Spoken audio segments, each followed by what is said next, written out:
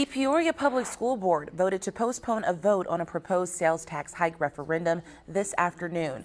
This comes just after newly sworn-in board member Andreas Diaz asked a Peoria County Civil Court judge this morning to place a temporary restraining order on the board and stop the meeting altogether, claiming the board violated the Illinois Open Meetings Act.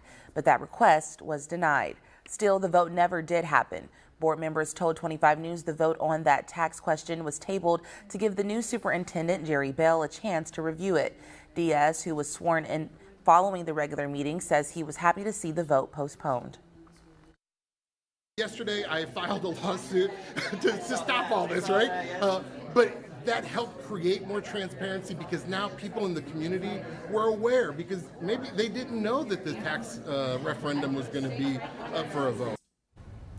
The deadline to review and potentially get the referendum on the November ballot is in August. Dr. Bell said it was unlikely to make it this year, but instead could come back up next year.